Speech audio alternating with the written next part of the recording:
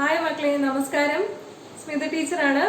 +1 physics focus area ടോപ്പിക്സുകളെ ആധാരമാക്കിയുള്ള രണ്ടാമത്തെ ക്ലാസ് ആണ് ഇന്ന് മൂന്നാം അധ്യായമായ motion in a straight line discuss ചെയ്യാമെന്ന് വിചാരിക്കുന്നു.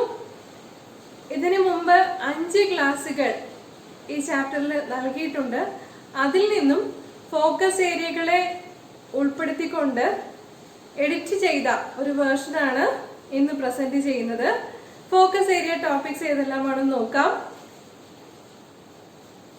Position, path length and displacement, then average velocity and average speed, acceleration.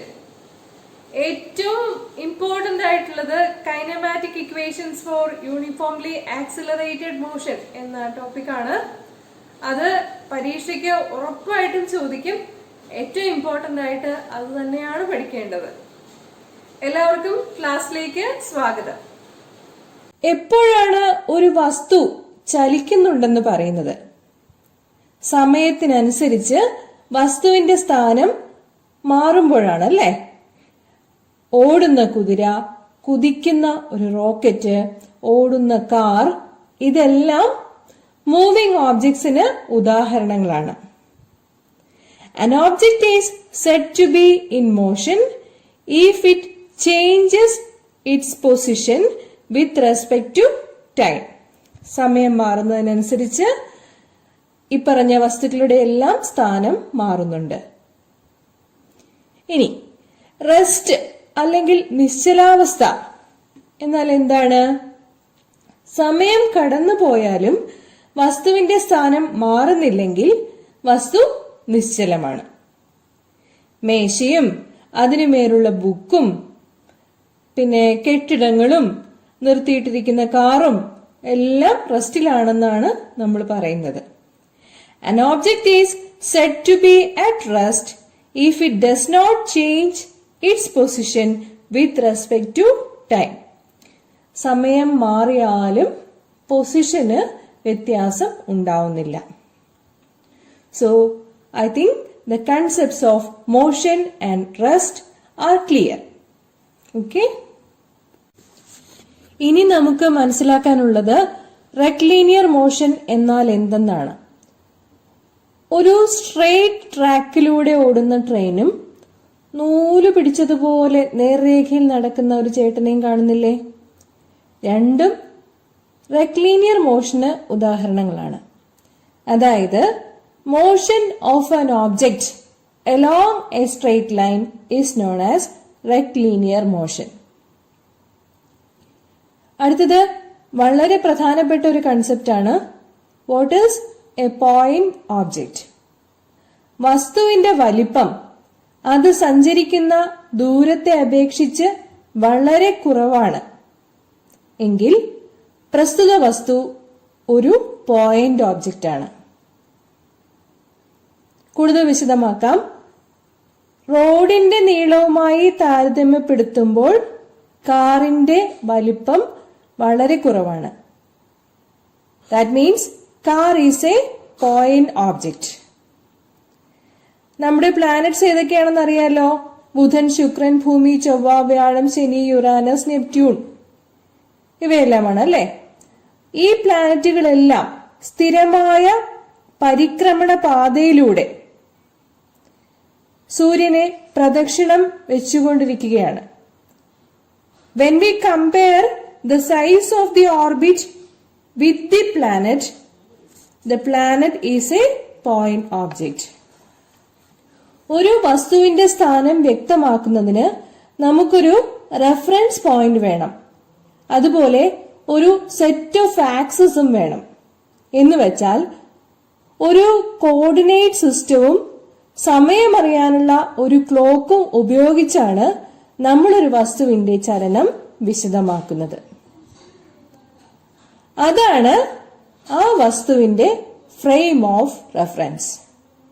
The coordinate system along with a clock used to describe the motion of an object is called the frame of reference. അത്ര കാര്യമായൊന്നും മനസ്സിലായിട്ടില്ല, അല്ലേ?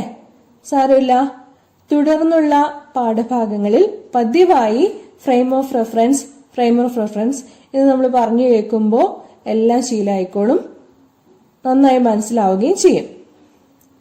നമ്മള് എന്തിനെങ്കിലും ആധാരമാക്കിയാണ് ഒരു വസ്തു ചലിക്കുകയാണോ അല്ലയോ എന്ന് പറയുന്നത്. ആധാരമാക്കുന്ന ആ സിസ്റ്റം, അതാണ് നമ്മുടെ ഫ്രെയിം ഓഫ് റെഫറൻസ്. ഒരാൾ വെറുതെ വീട്ടിൽ നിൽക്കുകയാണെന്ന് വിചാരിക്കുക, അനങ്ങുന്നില്ല, വെറുതെ നിൽക്കുകയാണ്. വീടിനെ അപേക്ഷിച്ച് അയാൾ റെസ്റ്റിലാണെന്ന് പറയാൻ പറ്റും. പക്ഷേ വീട് എവിടെയാണ്, അല്ലെങ്കിൽ ആളെവിടെയാണ്? ചലിക്കുന്ന ഭൂമിയിലാണല്ലേ. അതായത് ചലിക്കുന്ന ഭൂമിയെ അപേക്ഷിച്ച് അയാളും ചലനത്തിലാണ്. ഇവിടുത്തെ ഫ്രെയിം ഓഫ് റെഫറൻസ് ഏതെല്ലാമാണ്? രണ്ടെണ്ണമാണുള്ളത്. അതായത് വീടും ഭൂമിയും. ഓക്കെ, നമുക്ക് ഫ്രെയിം ഓഫ് റെഫറൻസ് ആയി എക്സ് ആക്സിസിനെ കരുതിക്കൊണ്ട് പൊസിഷൻ, പാത്ത് ലെങ്ത്, ഡിസ്പ്ലേസ്മെന്റ് എന്നീ കാര്യങ്ങൾ മനസ്സിലാക്കാൻ ശ്രമിക്കാം. ആക്സിസിലെ പോയിന്റുകൾ വ്യക്തമായി കാണുന്നതിന് വീഡിയോ ക്വാളിറ്റി 720 പിക്സൽ ആക്കിയിട്ട് ഫുൾ സ്ക്രീനിലാക്കുവാൻ താൽപര്യപ്പെടുന്നു. എക്സ് ആക്സിസ് എന്നാൽ ഇവിടെ ഒരു സ്ട്രെയിറ്റ് റോഡാണ്. ഒ, പി, ക്യു, ആർ ഇവയാണ് വിവിധ സമയങ്ങളിൽ കാറിന്റെ സ്ഥാനങ്ങൾ. ആദ്യം ഒയിൽ നിന്ന് പിയിലേക്ക് ചലിക്കുന്നു എന്ന് വിചാരിക്കുക. അന്നേരം സഞ്ചരിച്ച ദൂരം അഥവാ ഡിസ്റ്റൻസ് പ്ലസ് 360 മീറ്റർ ആണ്. ക്ലിയർ ആണല്ലോ അല്ലേ? ഒയിൽ നിന്ന് പി വരെ 360 മീറ്റർ പ്ലസ് 360 മീറ്റർ ആണ് ദൂരമുള്ളത്. ഈ ദൂരത്തെ പറയുന്ന പേരാണ് പാത്ത് ലെങ്ത് അഥവാ ഡിസ്റ്റൻസ് ട്രാവൽഡ്. ഒയിൽ നിന്ന് പിയിലേക്ക് പോയി പിയിൽ നിന്ന് തിരിച്ച് ക്യൂവിലേക്ക് എത്തുകയാണ്. P to Q path length എത്രയായിരിക്കും? പൊസിഷൻസ് നോക്കിക്കോളൂ. 360 മൈനസ് 240 സമം പ്ലസ് 120 മീറ്റർ ആയിരിക്കും. അങ്ങനെയെങ്കിൽ total path length or distance travelled equal to OP plus PQ equal to plus 360 plus 120 equal to plus 480 metre എന്ന് കിട്ടുന്നതായിരിക്കും. ഇവിടെ പ്രത്യേകിച്ച് മനസ്സിലാക്കേണ്ട കാര്യം, പാത്ത് ലെങ്ത് ദിശ നോക്കേണ്ടാത്ത ഒരു ക്വാണ്ടിറ്റിയാണ്, ഡിറക്ഷൻ നോക്കേണ്ടാത്ത ഒരു ക്വാണ്ടിറ്റിയാണ്. നമ്മൾ മനസ്സിലാക്കേണ്ടത് ഒയിൽ നിന്ന് പിയിലേക്ക് ട്രാവൽ ചെയ്തു, അത് കഴിഞ്ഞ് പിയിൽ നിന്ന് തിരിച്ച് ക്യൂയിലേക്ക് എത്തി. Therefore, path length or distance travel is a scalar quantity. Direction is not at all considered here. Clear? അടുത്തതായി മനസ്സിലാക്കാനുള്ളത് ഡിസ്പ്ലേസ്മെന്റ് അഥവാ സ്ഥാനാന്തരത്തെ കുറിച്ചാണ്. ഒരു പ്രത്യേക ദിശയിലേക്കുള്ള സ്ഥാന വ്യത്യാസമാണ് സ്ഥാനാന്തരം അഥവാ displacement. Displacement is defined as the change of position of the particle in a particular direction. Direction പറയുന്നത് കൊണ്ട് ഇതൊരു വെക്റ്റർ ക്വാണ്ടിറ്റിയാണ് അഥവാ സദിശ അളവാണ്. നേരത്തെ പറഞ്ഞ പാത്ത് ലെങ്ത് അഥവാ ഡിസ്റ്റൻസ് ട്രാവൽഡ് അദിശ അളവാണ്, അതായത് സ്കെയിലർ ക്വാണ്ടിറ്റിയാണ്. ഡിസ്റ്റൻസ് ആയാലും ഡിസ്പ്ലേസ്മെന്റ് ആയാലും രണ്ടിന്റെയും SI unit or international system of unit metre ആണ്. നമ്മുടെ കാറ് ആദ്യം ഒയിൽ നിന്ന് പിയിലേക്ക് പോകുന്നു, പിന്നീട് പിയിൽ നിന്ന് ക്യൂവിലേക്ക് എത്തുന്നു. O to P, what is the displacement? Displacement എങ്ങനെ കണക്കാക്കുന്നത്? Final position minus initial position equal to 360 minus 0 equal to plus 360 meter. Now the car moves from P to Q. Then displacement is actually from O to Q. അല്ലേ? O to P പോയി പിന്നെ P to Q വന്നു. എന്ന് വെച്ചാൽ displacement യഥാർത്ഥത്തിൽ O to Q വരെയുള്ളതാണ്. നമുക്ക് positive X ആക്സിസിലെ ദൂരത്തെ ഓർ ഡിസ്പ്ലേസ്മെന്റിനെ പോസിറ്റീവ് എന്നും നെഗറ്റീവ് എക്സ് ആക്സിസിലെ ഡിസ്പ്ലേസ്മെന്റിനെ നെഗറ്റീവ് എന്നും എടുക്കുകയാണെങ്കിൽ the displacement for O to Q എന്താണ് വരിക? O to P പ്ലസ് 360 തിരിച്ചായതുകൊണ്ട് P to Q minus 120. Or the displacement for O to Q is plus 360 minus 120 equal to plus 240 meter. അത് തന്നെയല്ലേ positive X ആക്സിസില് O to Q displacement ഉള്ളത്? I think the idea of displacement is now clear. ഡിസ്പ്ലേസ്മെന്റിന്റെ ചർച്ച തുടരുകയാണ്. ഡിസ്പ്ലേസ്മെന്റിന്റെ magnitude എന്നത് path ലെങ്തിന് തുല്യമാവാം, ആവാതിരിക്കാം.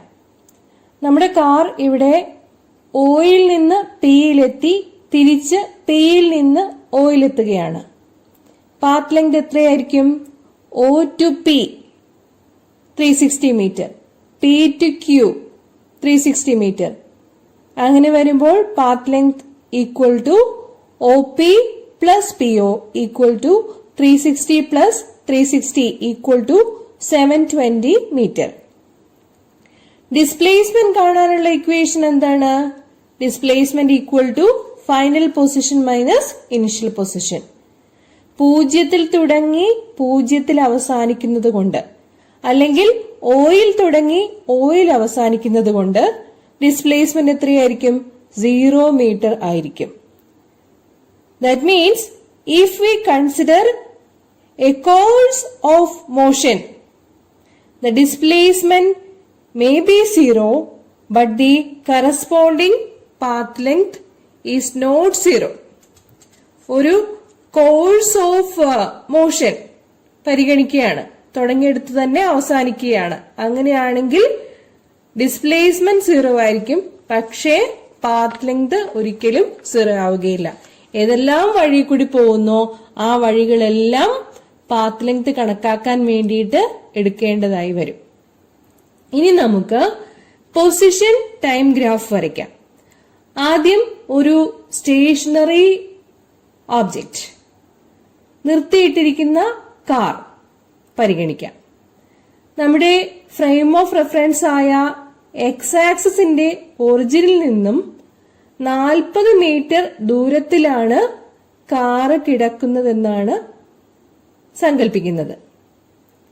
സമയം 0 തുടങ്ങി 10 second, 20 second, 30 second, 40 second, 50 second, 60 second എന്നിങ്ങനെ മാറിയാലും കാറ് 40 മീറ്റർ എന്ന പൊസിഷനിൽ തന്നെയാണ്. നമുക്ക് പൊസിഷനും ടൈമും പരിഗണിച്ച് സ്റ്റേഷനറി ഓബ്ജക്റ്റിന്റെ ഗ്രാഫ് വരയ്ക്കാം. We can understand that for a stationary object, the position time graph is a straight line parallel to the time axis. Okay?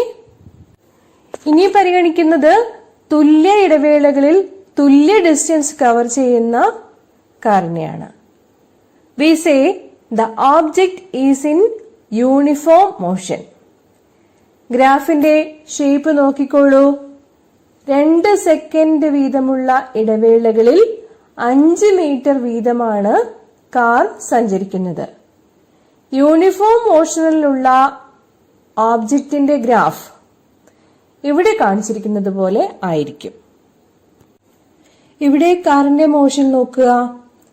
A to B ആണ് കാർ സഞ്ചരിക്കുന്നത്. റെസ്റ്റിലായിരിക്കുമ്പോൾ കാറിന്റെ പൊസിഷൻ എയിലാണെന്ന് വിചാരിക്കുക. 10 സെക്കൻഡ് ആവുന്നതുവരെ സ്പീഡ് കൂട്ടിക്കൊണ്ടേയിരിക്കുകയാണ്. അതിനുശേഷം മുൻപ് സൂചിപ്പിച്ച uniform സ്പീഡിലാണ് 18 second ആവുന്നത് വരെ. ബിയിൽ എത്തിയതിനു ശേഷം കാർ ബ്രേക്ക് ചെയ്താൽ നമ്മുടെ കാറിന്റെ മോഷനെ സൂചിപ്പിക്കുന്ന ഗ്രാഫ് ഇവിടെ കാണിച്ചിരിക്കുന്നത് പോലെ ആയിരിക്കും. നേർരേഖയിൽ കൂടിയുള്ള ചലനത്തെ റെക്ലീനിയർ മോഷൻ എന്ന് പറയുന്നു. ഇക്കാര്യം നമ്മൾ മനസ്സിലാക്കി. വസ്തുവിന്റെ വലിപ്പം അത് സഞ്ചരിക്കുന്ന ദൂരത്തെ അപേക്ഷിച്ച് വളരെ കുറവാണെങ്കിൽ വസ്തു ഒരു പോയിന്റ് ഓബ്ജക്റ്റ് ആണെന്ന് പറഞ്ഞു. Frame of reference, position, path length or distance travelled, then displacement, ഇക്കാര്യങ്ങളും വിശദമായി പരിശോധിച്ചു. ആവറേജ് വെലോസിറ്റി എന്നാൽ എന്തെന്ന് പരിശോധിക്കാം. ഇവിടെ കാർ ഒയിൽ നിന്ന് പിയിലേക്ക് പോയി പിയിൽ നിന്ന് ക്യൂയിലേക്ക് എത്തുകയാണ്. O to P path length 360 metre ആണെന്ന് കാണാവുന്നതാണ്. പി ടു ക്യൂ എത്രയാണ് path length? 360 minus 240 equal to 120 metre ആണ് അല്ലെ.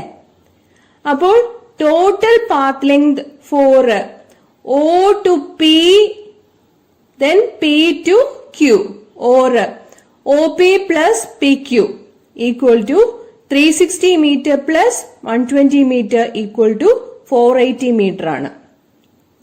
മൊത്തം പാത്ത് ലെങ്തിനെ അതിനെടുത്ത സമയം കൊണ്ട് ഹരിച്ചാൽ കിട്ടുന്നതാണ് average speed. Average speed equal to total path length divided by total time interval. ദിശ അല്ലെങ്കിൽ ഡിറക്ഷൻ പരിഗണിക്കാത്തതിനാൽ സ്പീഡ് എന്നത് ഒരു സ്കെയിലാർ ക്വാണ്ടിറ്റിയാണ്, അഥവാ അദിശ അളവാണ്. സ്പീഡ് അഥവാ വേഗതയുടെ unit metre per second or metre second raise to -1 ആണ്. ഡയമെൻഷൻ ഓഫ് സ്പീഡ് എങ്ങനെയാണ് പറയുക? MLT ഇവയിൽ പറയുമ്പോ M L T raised to -1 within square bracket. ഇതെങ്ങനെയാണ് വരുന്നതെന്ന് അറിയാലോ. M raised to 0യുടെ മൂല്യം 1 ആണ്. നീളത്തിന്റെ SI യൂണിറ്റ് മീറ്റർ ആണ്. Dimension capital L. സമയത്തിന്റെ SI യൂണിറ്റ് സെക്കൻഡ് ആണ്. Dimension capital T. Per second ആയതുകൊണ്ട് ക്യാപിറ്റൽ T റേസ് ടു -1 എന്നായിരിക്കും ഡയമെൻഷൻ വരിക. ഓൾറൈറ്റ്, ഇനി മനസ്സിലാക്കാനുള്ളത് ആവറേജ് വെലോസിറ്റി ആണ്. ഇവിടുത്തെ frame of reference positive X axis ആണ്. നമ്മുടെ കോർഡിനേറ്റ് സിസ്റ്റത്തിന്റെ ഒറിജിൻ O ആണ്. ഒറിജിനിൽ നിന്ന് x1 ദൂരത്തിൽ A എന്ന പോയിന്റിലാണ് t1 സമയത്ത് ബോൾ ഉള്ളത്. അവിടെ നിന്ന് ബോൾ മൂവ് ചെയ്ത് B എന്ന പോയിന്റിൽ എത്താനെടുത്ത സമയം t2 ആണ്. From the diagram, it is clear that OA equal to x1 and OB equal to x2. The distance AB equal to x2 minus x1. Then average velocity equal to total displacement divided by total time, which is equal to x2 minus x1 divided by t2 minus t1. x2 minus x1 delta x ആണെന്നും t2 minus t1 delta t ആണെന്നും കൊടുത്താൽ average velocity equal to delta X by delta T. ഇവിടെ velocity ഒരു vector ക്വാണ്ടിറ്റിയാണ്. Positive X ആക്സിസിലേക്കാണ് movement നമ്മൾ പരിഗണിക്കുന്നത്. വെലോസിറ്റിയുടെ unit and dimension അത് സ്പീഡിന്റെ ഇത് തന്നെയാണ്. ഓക്കെ, നമ്മൾ കാറിലൊക്കെ യാത്ര ചെയ്യുമ്പോൾ സ്പീഡോമീറ്റർ ശ്രദ്ധിക്കാറില്ലേ? സ്പീഡോമീറ്ററിലെ സ്പീഡ് വാഹനം ഓടിക്കൊണ്ടിരിക്കുന്ന ആ പർട്ടിക്കുലർ ഇൻസ്റ്റന്റിലെ സ്പീഡ് ആയിരിക്കും അല്ലെ. അതായത് സ്പീഡോമീറ്റർ സൂചിപ്പിക്കുന്നത് ഇൻസ്റ്റന്റേനിയസ് സ്പീഡിനെയാണ്. സ്പീഡോമീറ്ററിന്റെ റീഡിംഗ് ഇൻസ്റ്റന്റേനിയസ് സ്പീഡിനെയാണ് കാണിക്കുന്നത്. ഇവിടെ നമ്മുടെ ബോൾ എയിൽ നിന്ന് ബിയിലേക്ക് പോകുമ്പോഴുള്ള ഒരു പോയിന്റ് ആണ് സി. നമുക്ക് ആവറേജ് വെലോസിറ്റി വി ബാർ, അതിന്റെ ഇക്വേഷൻ പരിഗണിക്കാം. V bar equal to delta X by delta T. Velocity എടുത്തു കഴിഞ്ഞാലും അത് തന്നെയാണ് വരിക, delta X by delta T. Instantaneous എന്നാൽ ടൈം ഇന്റർവെൽ വളരെ ചെറുതാണ്, പോയിന്റ് ഓഫ് ടൈം ആണ്. ഇതിനെ കാൽക്കുലസിന്റെ ഭാഷയിൽ പറയുകയാണെങ്കിൽ limit delta T tends to 0 എന്നായിരിക്കും. അതായത് ഒരു പർട്ടിക്കുലർ ഇൻസ്റ്റന്റ് ഓഫ് ടൈമിനെ സൂചിപ്പിക്കാനാണ് limit delta T tends to 0 എന്ന് കൊടുക്കുന്നത്. ഇനി നമുക്ക് ഇൻസ്റ്റന്റേനിയസ് വെലോസിറ്റിയെ നിർവചിക്കാം. That is V bar equal to limit delta T tends to 0 delta X by delta T equal to D X by D T. ഇത് കാൽക്കുലസിന്റെ ഭാഷയാണ്. D X by D T എന്നാൽ time derivative of displacement X ആണ്. അതായത് ഡിസ്പ്ലേസ്മെന്റിന് സമയത്തിനനുസരിച്ചുണ്ടാകുന്ന മാറ്റമാണ് velocity. V bar എന്നോ വെറുതെ V എന്നോ ഒക്കെ കൊടുക്കാം സിമ്പിളായിട്ട്. ആവറേജ് വെലോസിറ്റിയെ സൂചിപ്പിക്കാനാണ് സാധാരണ വി ബാർ എന്ന് കൊടുക്കാറുള്ളതെന്ന് മാത്രം. എന്തായാലും കുഴപ്പമൊന്നുമില്ല. പിന്നെ speed, velocity, average speed, average velocity, instantaneous velocity, ഇതെല്ലാം പറയുമ്പോഴും അവയുടെ എല്ലാ യൂണിറ്റ് മീറ്റർ പെർ സെക്കൻഡ് ആണ്. Dimension L T raise to -1 അല്ലെങ്കിൽ M raise to 0 L T raise to -1 ആണ്.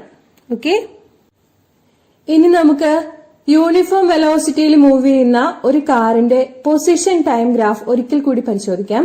കഴിഞ്ഞ ക്ലാസ്സിൽ ഈ ഗ്രാഫ് ഡിസ്കസ് ചെയ്തതായിരുന്നു. അതിൽ നിന്ന് ഓരോ ഇൻസ്റ്റന്റിലെയും വെലോസിറ്റി കണ്ടെത്താം. Position by time gives velocity. രണ്ടാമത് കാണിച്ചിരിക്കുന്നത് ഒരു കാറിന്റെ വെലോസിറ്റി ടൈം റിലേഷൻഷിപ്പ് ആണ്.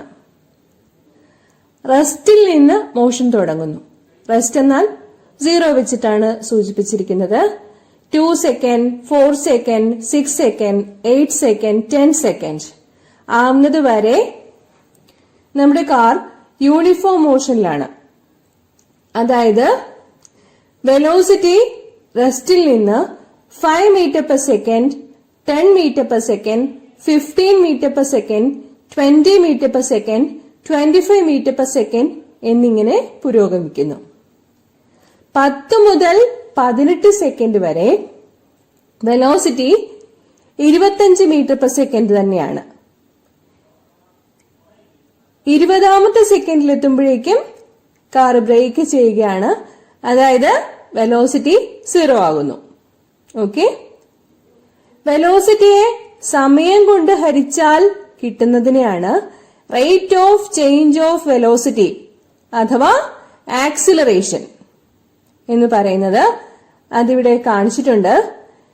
വെലോസിറ്റി ടൈം കോർഡിനേറ്റ്സ് മാർക്ക് ചെയ്ത് velocity time graph or V T graph വരച്ചിരിക്കുന്നത് ശ്രദ്ധിക്കുക. അപ്പോ നമ്മുടെ ടോപ്പിക് ആക്സിലറേഷൻ. ട്രെയിനിന്റെ മോഷൻ പറഞ്ഞുകൊണ്ട് ആക്സിലറേഷൻ എന്താണെന്ന് മനസ്സിലാക്കാം.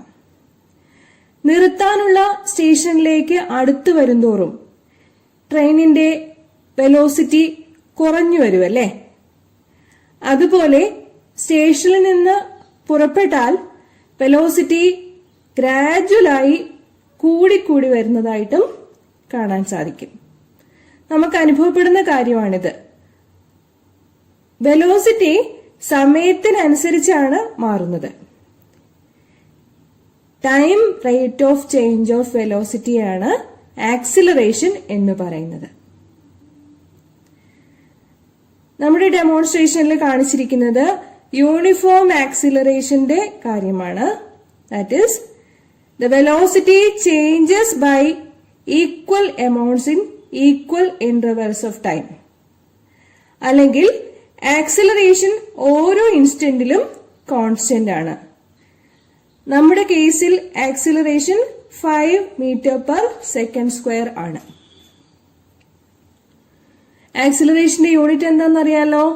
Metre per second square. എങ്ങനെയാണത് വരുന്നത്? വെലോസിറ്റി ബൈ ടൈം അല്ലേ? Velocity metre per second by time എന്ന് പറയുമ്പോൾ പെർ സെക്കൻഡ് വരും, അല്ലെങ്കിൽ metre per second square. Dimension വരുന്നതോ m⁻⁴ L T⁻⁻² ആണ്. ആക്സിലറേഷൻ എന്നത് വെക്റ്റർ ക്വാണ്ടിറ്റി ആണെന്ന് മനസ്സിലാക്കണം. വെലോസിറ്റി കൂടിക്കൊണ്ടിരിക്കുകയാണെങ്കിൽ ആക്സിലറേഷൻ പോസിറ്റീവ് എന്ന് പറയും. വെലോസിറ്റി കുറഞ്ഞുകൊണ്ടിരിക്കുകയാണെങ്കിൽ ആക്സിലറേഷൻ നെഗറ്റീവ് എന്ന് പറയും. അതാണ് നെഗറ്റീവ് ആക്സിലറേഷൻ അഥവാ ഡിസിലറേഷൻ. ഓക്കെ, ഒരു സ്പെസിഫൈഡ് ടൈം ഇന്റർവെൽ കണക്കാക്കുക. ഉദാഹരണത്തിന് T2 minus T1 equal to delta T time interval എന്ന് എടുക്കുക. ആ സമയത്തെ വെലോസിറ്റി ചേഞ്ചും നമുക്ക് കണക്കാക്കാവുന്നതാണ്. Ratio of change in velocity divided by time interval, അതായത് A bar equal to V2 minus V1 divided by T2 minus T1. V2 minus V1 എന്നാൽ change in velocity ആണ്, ഡെൽറ്റ V കൊണ്ട് സൂചിപ്പിക്കുന്നു.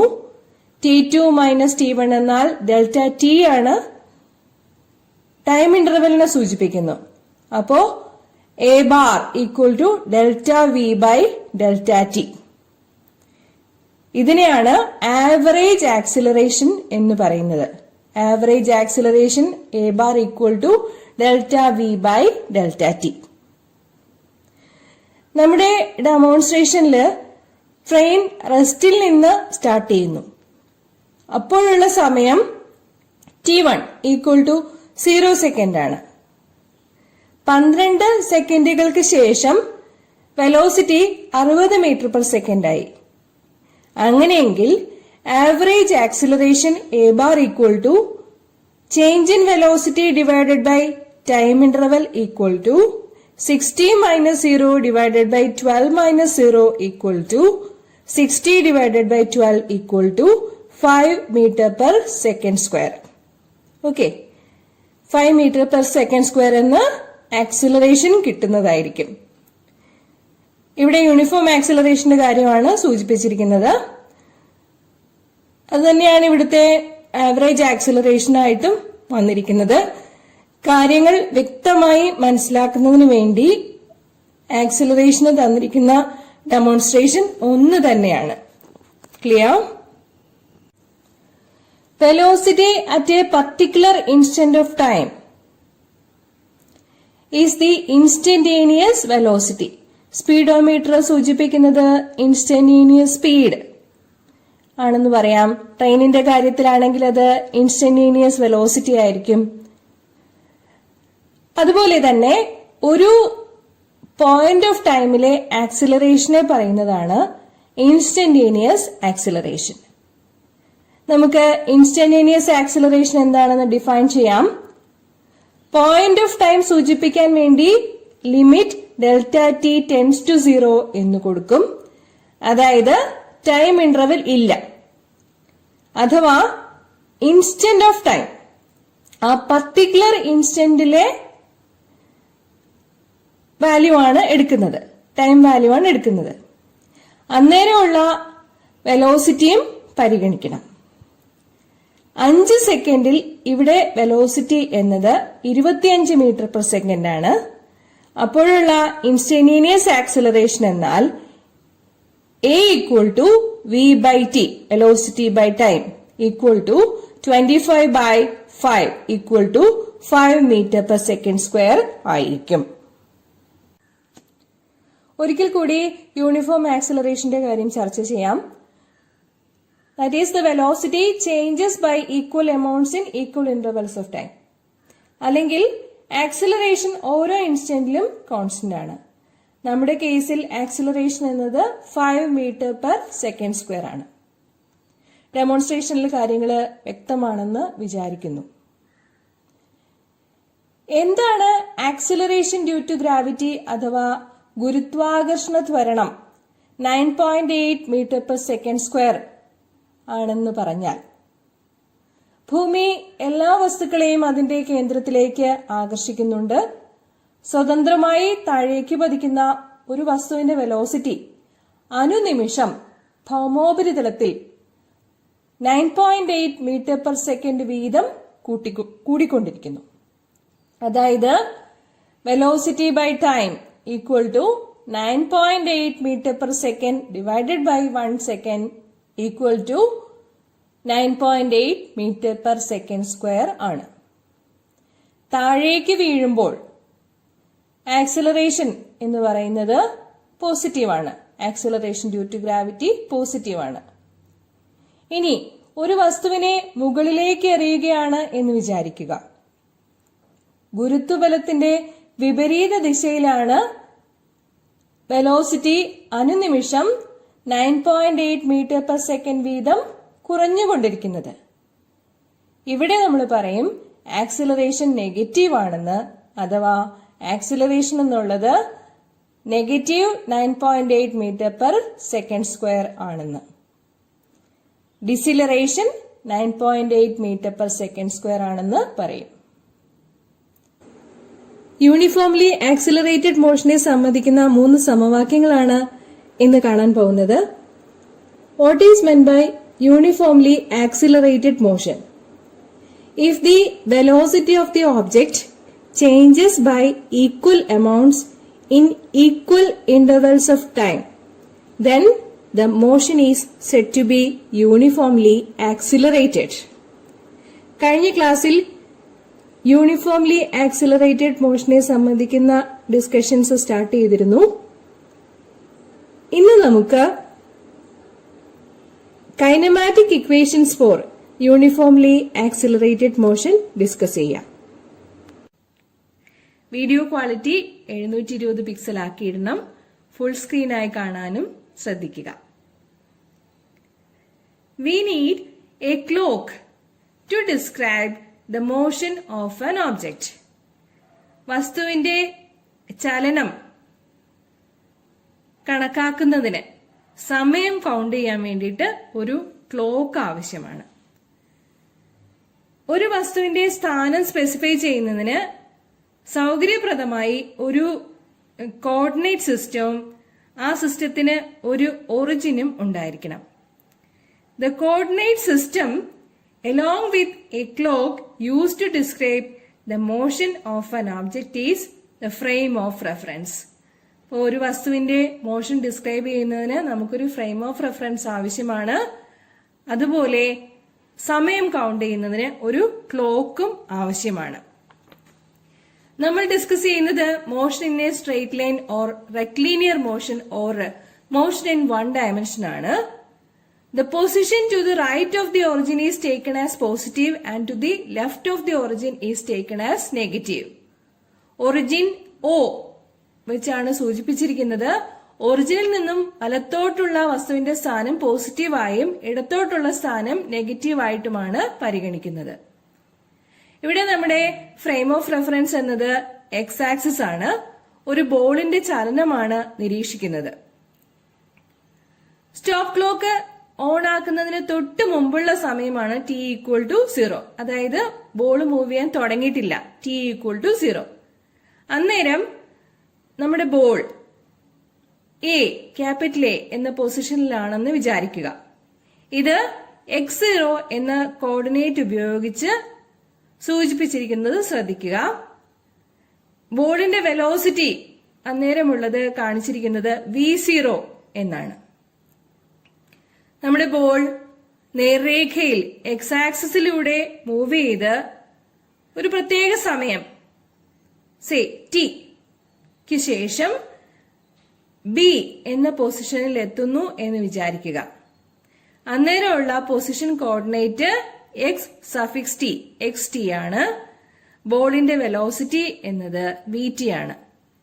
മൂവ് ചെയ്ത് velocity മാറുന്നു. Okay, സ്ക്രീനിൽ ഇക്കാര്യങ്ങളെല്ലാം വ്യക്തമാണ്. 2020 NCERT text book, അതായത് ലേറ്റസ്റ്റ് എഡിഷൻ ടെക്സ്റ്റ് ബുക്കില് ഇനിഷ്യൽ വെലോസിറ്റി v0 എന്നും ഫൈനൽ വെലോസിറ്റി v എന്നുമാണ് കൊടുത്തിരിക്കുന്നത്. ഇവിടെ അത് യഥാക്രമം v0യും vtയും ആയിട്ടാണ് കാണിച്ചിരിക്കുന്നത്.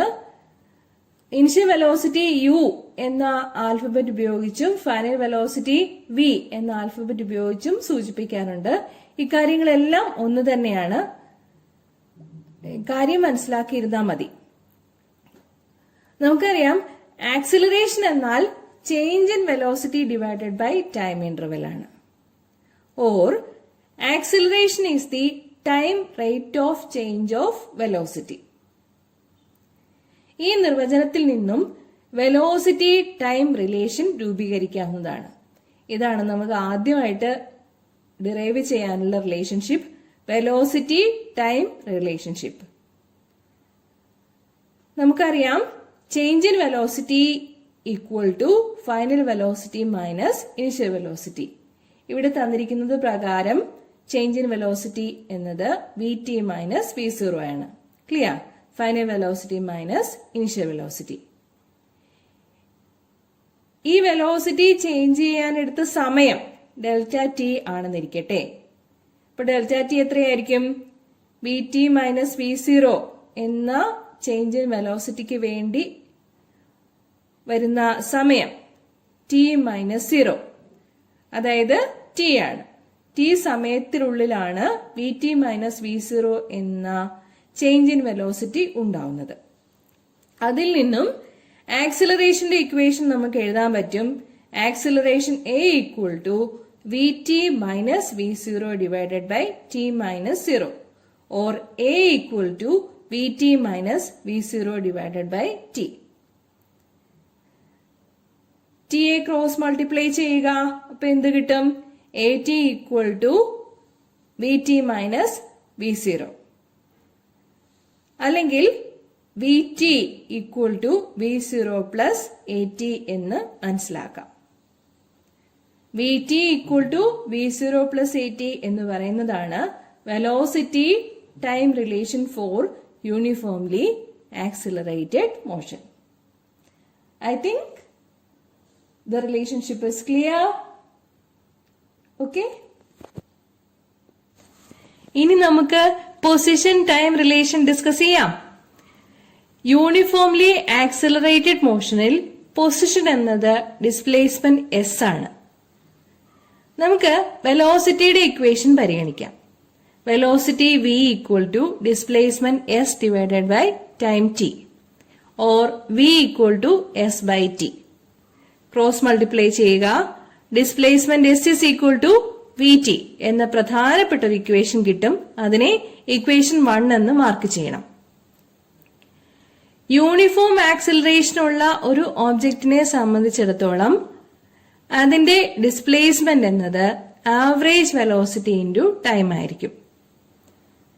വെലോസിറ്റി v0യിൽ നിന്നും vtയിലേക്കാണ് മാറുന്നത്. അതുകൊണ്ട് average velocity equal to v0 plus vt divided by 2 ആയിരിക്കും. ആവറേജ് കാണാൻ എന്താ ചെയ്യുന്നത്? തുക എടുത്തിട്ട് എണ്ണം കൊണ്ട് ഹരിക്കുകയല്ലേ ചെയ്യുന്നത്. അത് തന്നെയാണ് ഇവിടെ. രണ്ട് വെലോസിറ്റി വാല്യൂസ് ഉള്ളതുകൊണ്ട് ആവറേജ് വെലോസിറ്റി കണ്ടുപിടിക്കാൻ വേണ്ടി v0 plus vt divided by 2 എന്ന് എടുക്കാവുന്നതാണ്. നമുക്കിവിടെ വെലോസിറ്റി എന്നാൽ ആവറേജ് വെലോസിറ്റി തന്നെയാണ്. അതുകൊണ്ട് ഇക്വേഷൻ 1 ഇങ്ങനെ എഴുതാം.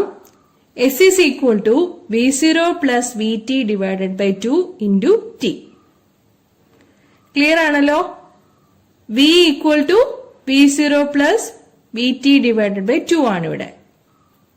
എന്ന് വെച്ചാൽ s is equal to vt തന്നെയാണ് യൂണിഫോംലി ആക്സിലറേറ്റഡ് മോഷനിൽ s is equal to v0 plus vt divided by 2 into t. This is equation number 3. നമ്മൾ ആദ്യം ചെയ്ത വെലോസിറ്റി ടൈം റിലേഷൻ എടുക്കാം. Vt equal to v0 plus at.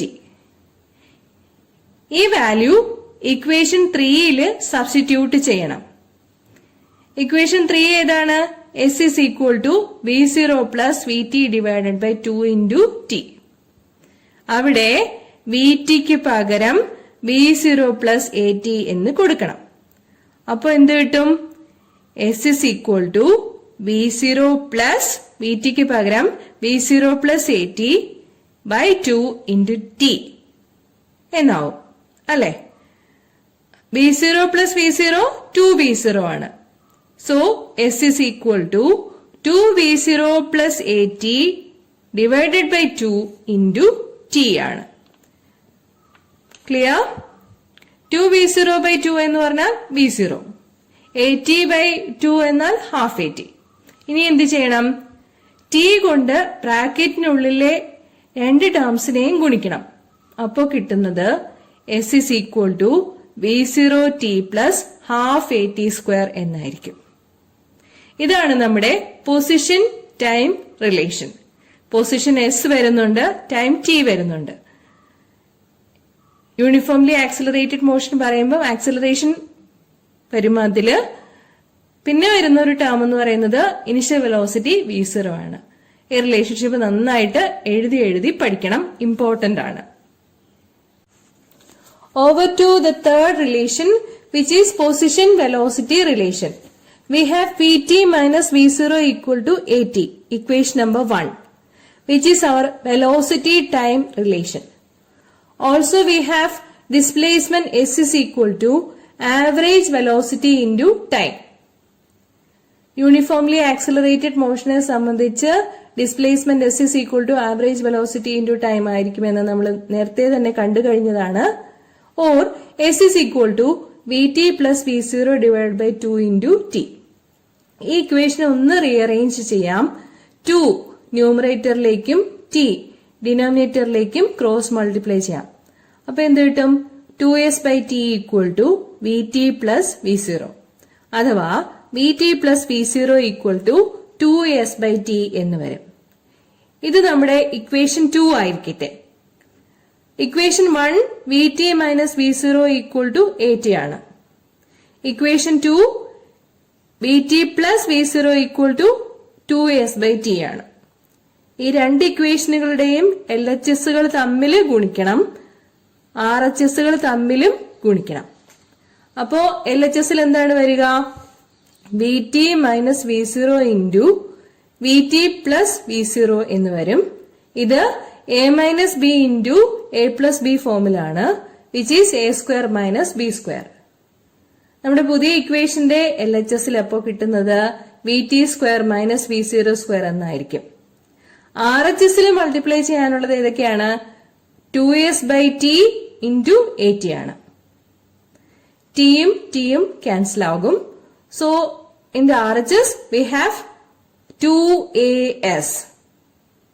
നമ്മുടെ പുതിയ equation കിട്ടുന്നത് Vt square minus V0 square equal to 2as എന്നായിരിക്കും. ഇതാണ് നമ്മുടെ position velocity relation. Velocity position relation. Uniformly accelerated motion ആയതുകൊണ്ട് ആക്സിലറേഷൻ a എന്നതും ഈ ഇക്വേഷനിൽ വരും. Vt square minus V0 square. അതാണ് വെലോസിറ്റിക്ക് കറസ്പോണ്ടിങ് ആയിട്ട് വരുന്നത്. ഇന്നത്തെ ക്ലാസ്സിൽ പറഞ്ഞു തന്ന motion in a straight line എന്ന 3-ാം അധ്യായത്തിലെ ഫോക്കസ് ഏരിയ ടോപ്പിക്സ് എല്ലാവർക്കും മനസ്സിലായിട്ടുണ്ടാവും എന്ന് വിചാരിക്കുന്നു. മനസ്സിലായെങ്കിൽ കൂട്ടുകാർക്ക് വേണ്ടി ഷെയർ ചെയ്ത് കൊടുക്കണം. അടുത്ത ക്ലാസ്സിൽ 4-ാം അധ്യായത്തിലെ ഫോക്കസ് ഏരിയ ടോപ്പിക്സ് കാണാം. നന്ദി, നമസ്കാരം.